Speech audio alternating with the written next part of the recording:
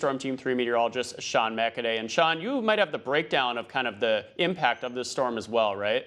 Yeah, this storm is a monster. It just straight up. This is not something you want in your path. And also, it's worth mentioning that this part of the Caribbean, the southern Lesser Antilles, right? They don't really get hurricanes that much, believe it or not. When you get too far south, you actually get less hurricanes because you get closer to the equator. So this was already unusual. They don't get much of this. And they got a Category 4 storm. Now it's a Category 5 storm, the earliest Category 5 storm on record.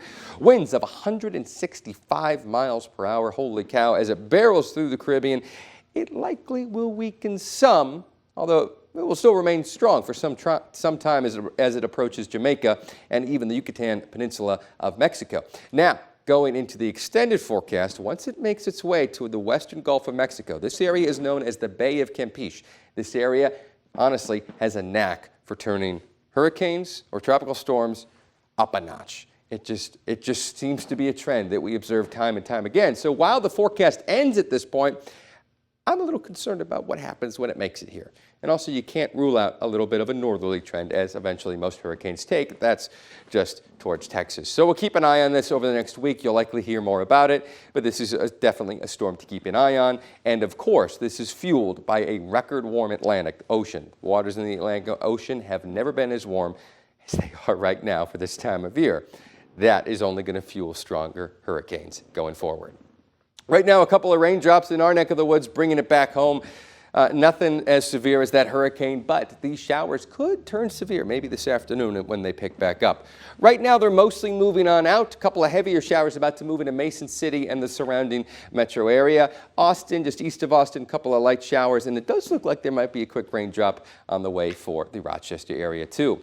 Overnight, the Minnesota-Iowa border saw quite a bit of rain. Some spots seeing 1 to 3 inches. This is generally where we saw the most rain. For reference, areas like Rochester, half an inch, a decent rain, not enough for flooding. But here's the problem. We get more on top. Well, you can't rule it out.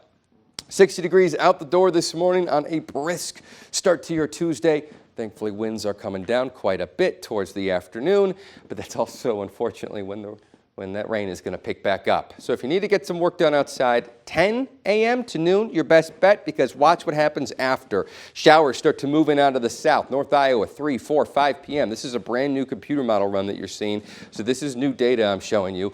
Around 4, 5, 6 p.m., it's moving into southern Minnesota. Rochester catching some of that. And unfortunately, there is a risk for severe storms, too, alongside flooding.